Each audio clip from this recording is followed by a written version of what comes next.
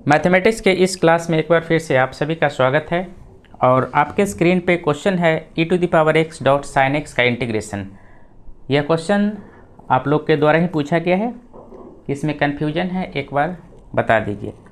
तो चलिए इस क्वेश्चन को हम लोग सोल्व करते हैं। सबसे पहले आप क्या कीजिए, i इक्वल टू एज्यूम कीजिए e⁻x dot sine x dx। तो यह क्वेश्चंस देखने से ही समझ में आ रहा है कि हमारा क्या है, इंटीग्रेशन बाय पार्ट्स से सोल्व होगा। तो ध्यान दीजिएगा कि लिट LITE ई जो होता है एक्सपोनेंशियल होता है, उसका प्रायोरिटी सबसे कम होता है। तो सबसे पहले हमारा क्या हो जाएगा, इसको इस तरह से लिख सकते हैं,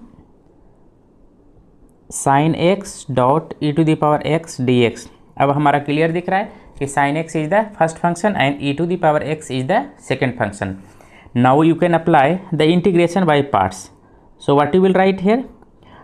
First function sin x into integration of e⁻x minus integral or dy by dx. First function into integration of second function e⁻x dx to the whole dx। यहाँ तक तो आपको किसी भी तरह का प्रॉब्लम नहीं होगा। यानी first function into integration of second function minus integral differentiation of first function into integration of second function का होल dx। अब यहाँ पर से आप क्या कीजिए, i equal to sign e⁻x का जो आपका इंटीग्रेशन होता है e⁻x ही होता है, माइनस इंटीग्रल साइन का क्या हो जाएगा cos x। और यहाँ पर से अगर हम लोग इसको e⁻x का अगर इंटीग्रेशन लिखते हैं तो ये फिर क्या हो जाएगा e⁻x dx। अब यहाँ पर क्या है कि दोनों फिर हमारा क्या आ गया, u इंटू भी में आ गया।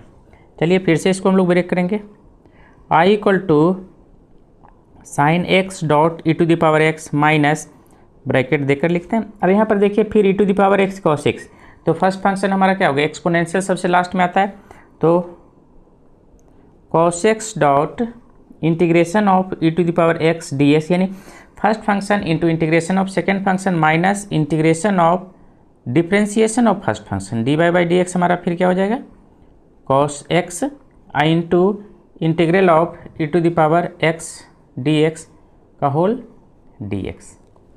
तो i इक्वल टू हम लोग यहाँ पर से लिख सकते हैं sine x dot e⁻x minus cos x, और e⁻x का फिर क्या हो जाएगा e⁻x ही इंटीग्रेशन होगा, माइनस इंटीग्रेशन ऑफ कॉस का हमारा क्या हो जाता है, इसका डिफ्रेंशिएशन हो जाएगा माइनस साइन एक्स। इस तरह से रखते हैं। और यहाँ पर फिर e⁻x का क्या हो जाएगा, इंटीग्रेशन ऑफ e⁻x, यानी e⁻x का अगर इंटीग्रेशन हम करेंगे तो e⁻x ही हो जाएगा और dx। इसको क्लोज कर देते हैं।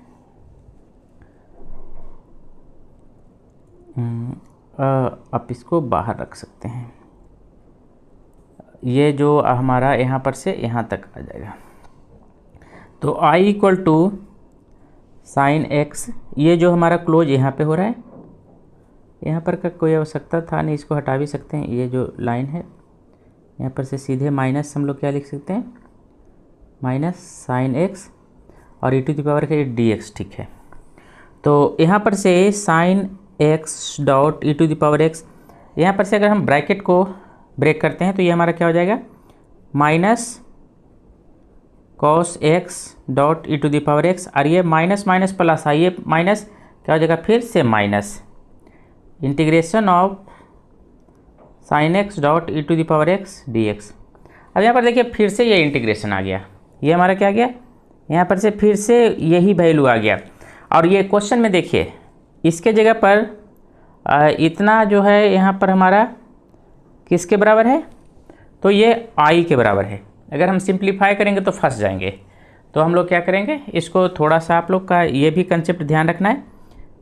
यहाँ पर से देखिए